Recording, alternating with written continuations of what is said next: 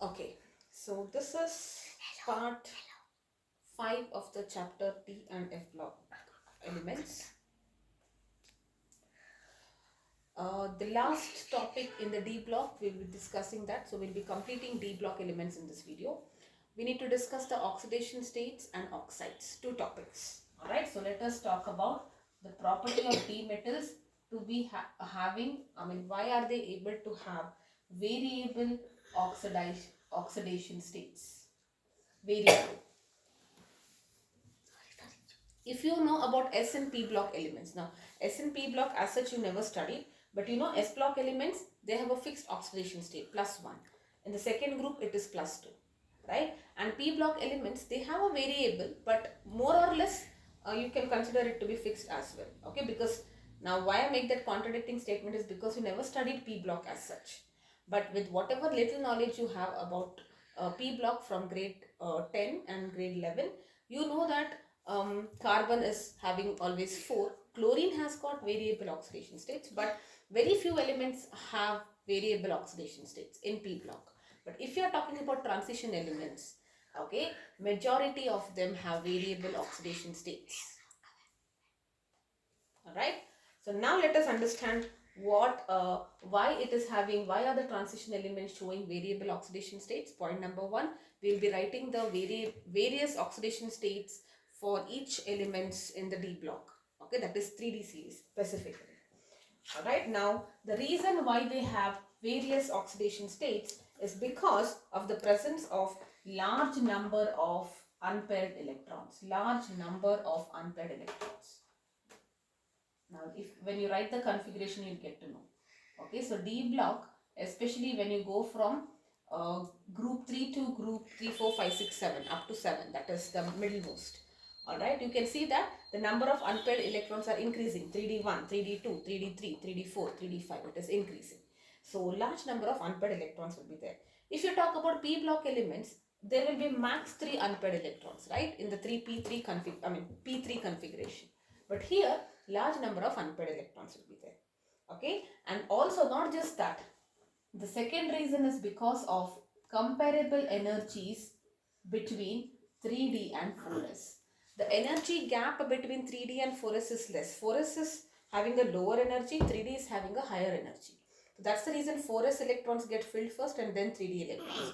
But once the 3D electrons get filled, the 4s electrons will have a higher energy. And that's the reason they get eliminated first whenever there is ion formation.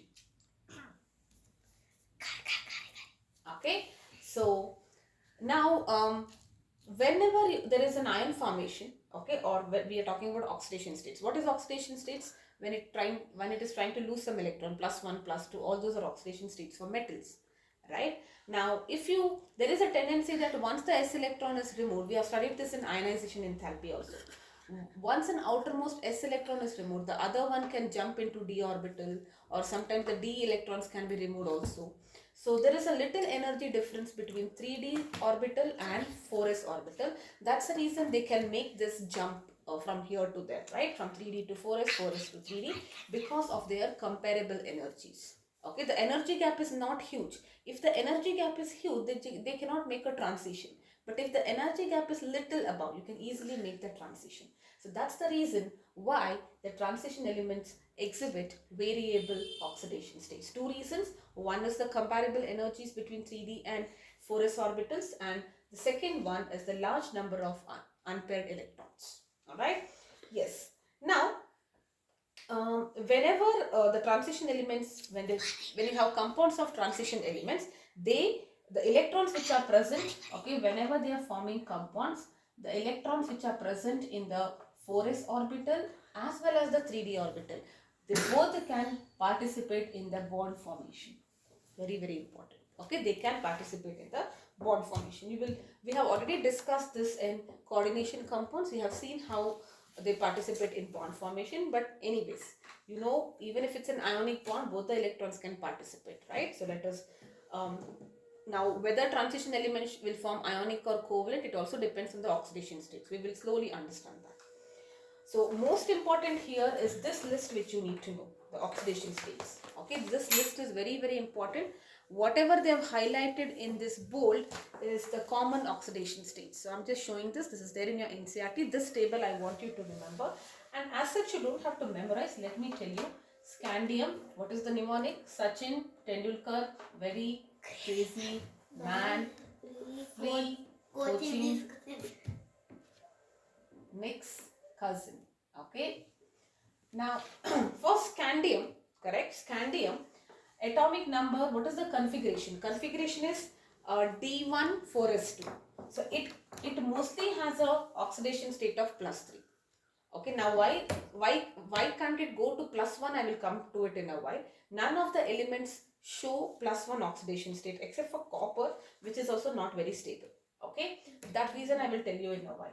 So maybe I will write this first list. Okay, so this is +2, +3.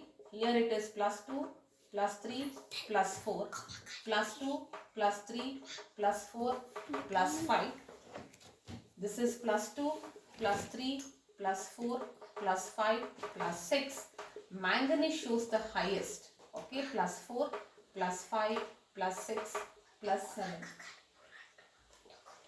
Okay, for iron onwards it reduces. It's maximum for manganese. Okay, so for iron you have 2, 3. 4 and 6 is also there, but not that important. Okay, 4 and 6 also I will write, not that important. Later I will erase. What you need to remember, I'll tell you. This is +2, +3, +4 for cobalt, +2, +3, +4 for nickel, +1, +2 for copper, and +2 for zinc.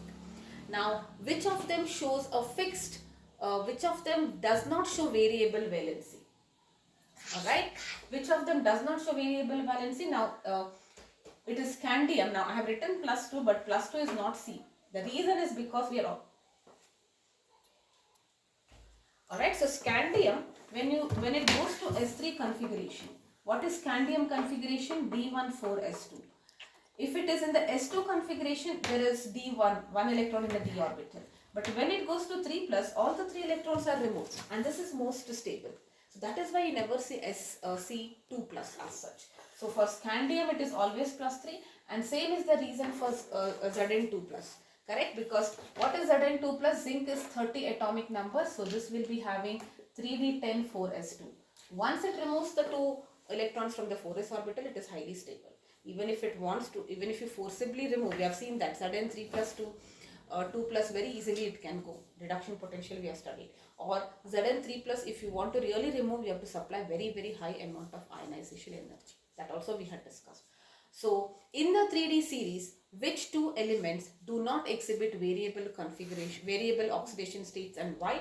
It is scandium and zinc. I explained you the reason why also. Because they are very stable in these oxidation states. This is attaining the noble gas configuration. Zinc is attaining a configuration of 3d10, which is of complete stability. Correct? Now for titanium onwards, look at that. I'll just write it for titanium. Okay, so for titanium,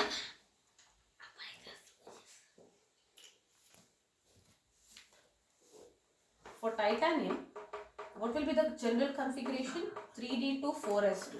Correct? It is max stable in 4 plus configuration, right? So whichever I am circling, that is the most likely oxidation state. It can achieve +2 by removing these 2 electrons, 3 by removing 1 electron from the d orbital. That is also possible. Maximum 4. Correct? Same way for vanadium, it is 3d3 and 4s2. The most what is that? Most probable state of oxidation is +5 for vanadium. For chromium, if you write it is same thing. It is 3d5 4s1. If all the 6 electrons are removed, it attains noble gas. So chromium, mostly it is +6 and also +3 also. Right? Why +3? Because 1 from the S and 2 from here, it will be 3D configuration. 3D is partially filled T to G level. Correct? So that is why chromium can exhibit in +3 also and +6 also. In fact, all of them, but these are the most commonly seen oxidation states. Whatever I have circled is commonly seen oxidation states. Okay? Manganese will exhibit in whatever they have highlighted in bold in your textbook. +2 and +7. Manganese, if it removes +2, it is half-filled configuration, right? See, for manganese, now ultimately you have to remove this, remember this, But why it is that, I'm just explaining that. Manganese 3d5 4s2. If 2 is gone, half filled stability, so that is why it is found in +2 most of the times. Otherwise 7, because if all the 7 are removed, it is most stable. Correct? Now that is why it is +7.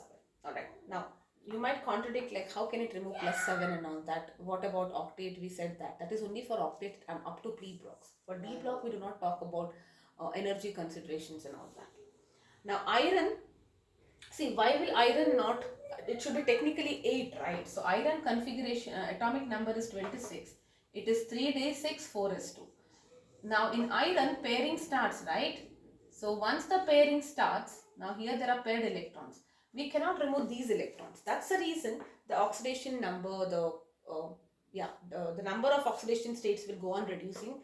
It is increasing, it becomes max here and then it goes on reducing. Correct? Or we can say at the ends they exhibit a very few oxidation states. At the center there is a greater amount of oxidation states exhibited. Manganese exhibits the highest in the 3D series, that is from 2 up to +7. Okay, now iron, that's why only this can be removed. Maybe one of this is removed. This is the most stable and this is also possible. We see ferrous and ferric, we know that. These two are something which is very rarely found. Okay, that is 4 electrons, 1, 2, 3, 4 and 1, 2, 3, 4, 5, 6. 6 electrons removed. Okay, so that is what it is for iron. Similarly for cobalt, it will be +2, +3 and +4. For cobalt also +2 and +3 are most common. For nickel +2. Why we have studied this also? Because of its high hydration energy for nickel, right? So +2 is the most stable. It has nothing to do with configuration because nickel has 3d8. 3d8, if it loses, it becomes, 4s2 gone means 3d8. Neither half filled or anything. Okay, the reason is different. Copper, this is the most stable, and zinc, this is the most preferred oxidation states, common ones, whichever in most of the elements which state it is found, these are the common ones. Okay, so please remember this, 3, 4, 5, 6, 7 and then it is reducing. Now how you should remember, scandium is +3. For titanium, 4 is the most stable, 2, 3, 4 is fine. Vanadium 2, 3, 4, 5, 5 is the most preferred. Chromium 6 is definitely, 3 is also because of half filled. For manganese also the same reason, to chromium 3, 6. Remember, chromium 3, 6, manganese 2, 7. Okay, and here onwards it's very easy. Iron you already know, iron and cobalt are friends. Okay, so copy paste iron and cobalt, +2, +3, +2, +3.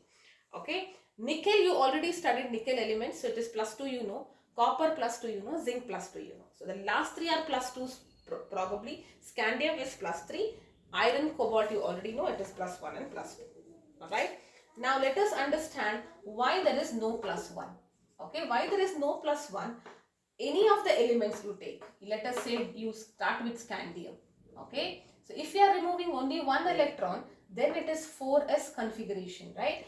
4s1 configuration is not generally stable because if it loses that, it is easier to, it can very easily only talk about d orbitals, correct? So that's the reason n-1 d1 do not exist as such. So +1 oxidation state will not exist because once it is in this state, it would like to lose that electron as well, correct? Or in other words, if you're talking about any other ones, alright, so +1 oxidation state you do not see because if you say +1, only 4s1 configuration should be there.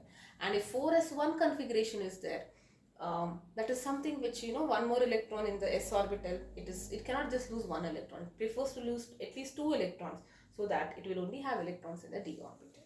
That's the reason you do not see +1 oxidation state or n-1 d configuration. Alright, yes. So now we will understand why there are less oxidation states towards the end. The reasons are different here. Here it's because there are less number of unpaired electrons. If the unpaired electrons are lesser, there is only 1, there is only 2, there is 3. It is slowly increasing, right? If paired electrons cannot be removed, if the unpaired electrons are lesser, only lesser number of electrons can be removed. Whereas here, also the same reason, because pairing starts here, the number of electrons available, unpaired electrons will be lesser. And maximum unpaired electrons for manganese, that's the reason, 5 unpaired electrons, that's the reason it exhibits up to 7 +7 oxidation states, right? Yes. Now a couple of things. the common oxidation state, if you see, it is +2. You see +3 is here, +2, +2, +2, +2, +2, +2. Mostly it is +2 and maybe +3 also at times. So we can say +2, +2. It increases by 1 unit. You can see that up to manganese and then it decreases. Okay, so you only have to remember whatever I have circled, okay, or whatever it is put in bold in your textbook. Now, most important thing which you need to remember here is this point. I'll just write this.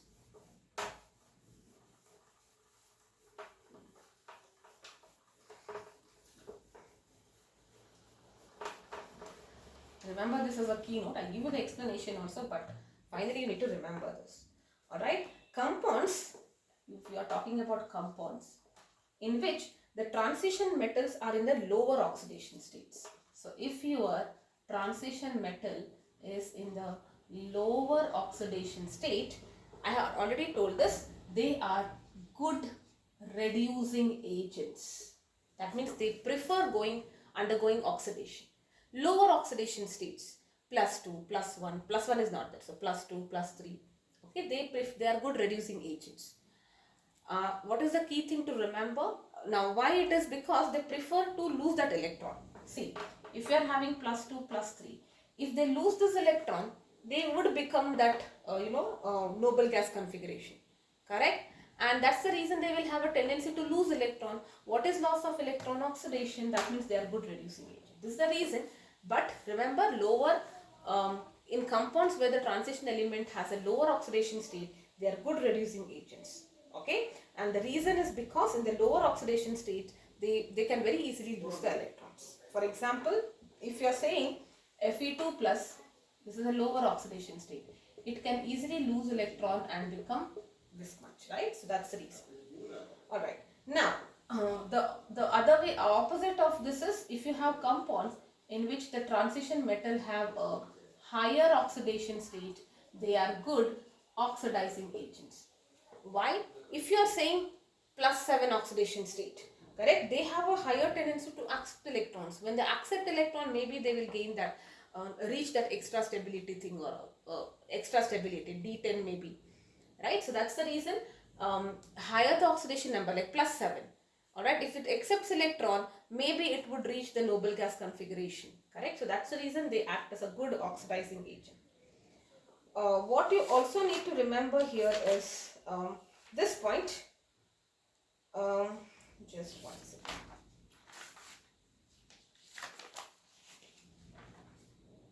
Yes. Alright, so lower oxidation states are also mostly ionic in nature. So they are good reducing agents.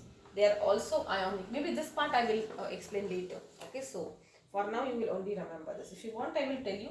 So this is mostly ionic and this is covalent. And this is very easy to remember also. I'll tell you why. And if they are ionic, they are basic in nature. All the three things. And this is acidic. For everything, let us try to understand the reason. Let us say something in the lower oxidation state. Okay, like best is Mn2+, because Mn2+ is also stable, Mn7+ is also stable.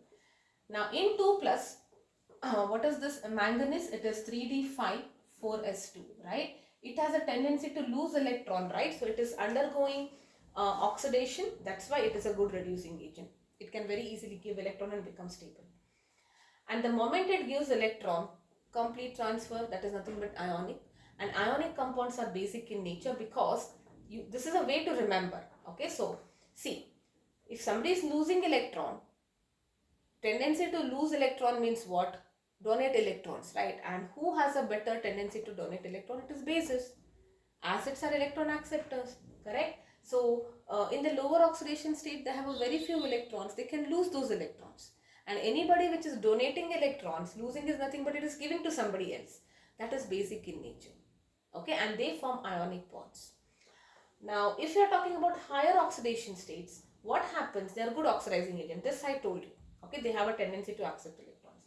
Now, why are they forming covalent? And because they have a tendency to accept electrons, aren't they acidic? This itself tells you, right? Good oxidizing agent means they themselves undergo reduction, and reduction in terms of electron is nothing but gain of electron.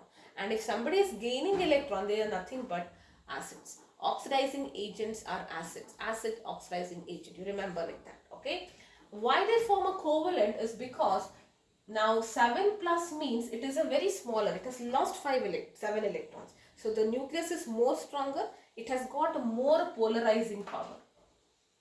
Remember last year in chemical bond we had discussed this, the covalent character in ionic compound. This is exactly what it is.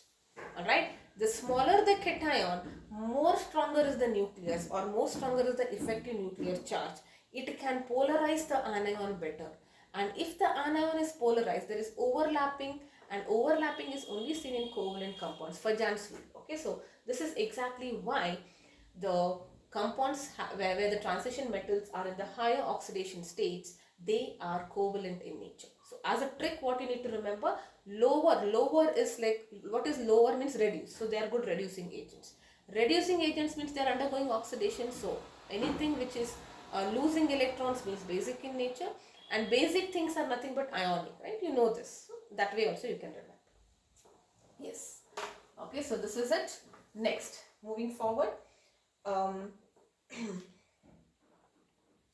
Yes.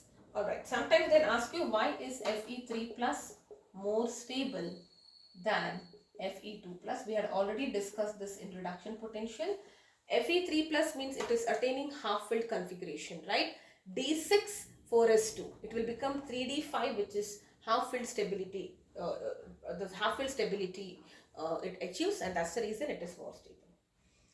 Alright, yes. Now, yeah, we had discussed why zinc is oxidation 2, why scandium is plus 3. Important thing, what is the maximum oxidation state of each element, right? So that will be equal to the sum of S and D electrons. That is up to manganese only. See, for it is like maximum, right? For scandium it is 3, 4, 5, 6, 7 for manganese.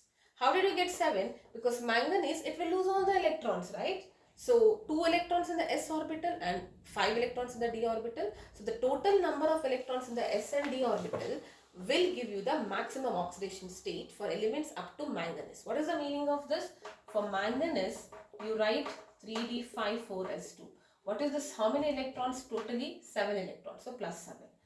Let us say chromium. 3d54s1. How many sum? 6. That's why chromium is plus 6. Of course, plus 2 also it can exist. I told. Plus 3 also. Right? So yes. And after manganese, there is a decrease in the stability of higher oxidation.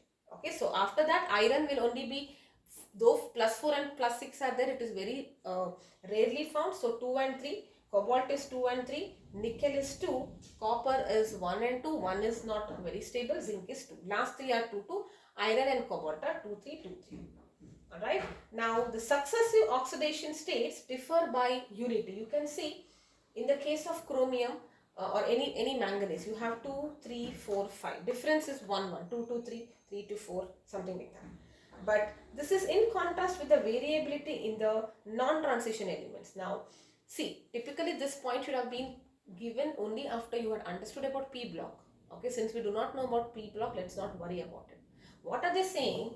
In the P block elements, there is a, if there is plus 1, there is plus 3. There is a difference of 2. But here it is going in sequence. The difference is unity. Okay. Now, most important, I will just write this little bit, I will explain. Okay, so if you are talking about P block elements, okay, if you go to the bottom of P block, the heavy metals, each P block, if you are going to the bottom, heavier metals, they prefer lower oxidation states due to inert pair effect. Okay, now only this much is given, and because P block is deleted for you, you may not understand this fully as such. But I will just try to explain this little bit so that you understand what is the meaning of inert pair effect. So inert pair effect is the effect which is seen in the heavy metals present in the P block elements. Like for example, if you are talking about, one example I will give you, group 13. Group 13 is boron family. Baggate, boron, aluminium, gallium, indium and thallium. Bottommost is heavy, right? So what is the actual oxidation state? This is in +3, right? Because they tend to lose, outermost configuration is 2s ns1 np1. So they are in a tendency to lose 3 electrons. So their oxidation state should be +3. But a thallium prefers to be in the +1 low. That is what I am saying. The heavier metals will tend to be in the +1 oxidation state. The reason is because what is the general configuration? ns2 np1. These s electrons, they are inert. They will not like to bond. They will say in the higher elements, I am not going to bond. I will be here. I am not bonding at all. I am not leaving also. I will be here only. I am behaving inert. I am not at all reactive. Neither I will form bond nor ionic covalent, nothing. I am not going to participate at all. I am just going to be a silent spectator. That is what the ns2 electrons will say. And if 2 electrons are not participating, then only the p electrons will participate. That's the reason it is +1. Now why it is seen, this is what we call as inert pair effect, where the s electrons are not actually participating in bonding, or they are inert. The reason why is because, why it is seen in only heavy metals, I am not saying aluminium very well exists in 3+, boron also, gallium also, only in the heavier metals. The reason is because in the case of heavier metals you have many shells, correct? Let us say this is the outermost electron. These inner electrons, they act like a shield. They will make these electrons repel. So because they are making the electrons repel, the effective nuclear charge will be reduced. Correct? Because of the repulsion, it is expanding little bit. These electrons will say, I will, you can repel, you can go out. We don't want you. Because there are more electrons here.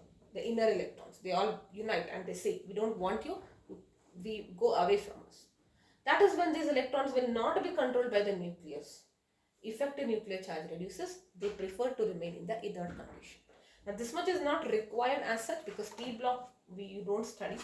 But just to explain the meaning of this statement, that in the case of P block elements, the heavier metals, they will have the most stable oxidation state. Though it is variable, it will be in the lower oxidation state because of the inert pair effect seen in the outermost s electrons, s orbital electrons. Correct? But if you are talking about transition elements, d block elements, the heavy metals prefer to be in the higher oxidation state, opposite. Okay, so they prefer to be in the higher oxidation state. That is why if you are talking about chromium family, what is that? Crazy monkey wing. Okay, chromium, what is the max oxidation state? +6. So this should also be +6. This should also be +6. Correct? These two are more stable. Heavy metals, higher oxidation is stable. All of them have a tendency to be in the +6, but these are comparatively heavier metals will have a greater tendency to be stable in the higher oxidation state. Alright? Yes.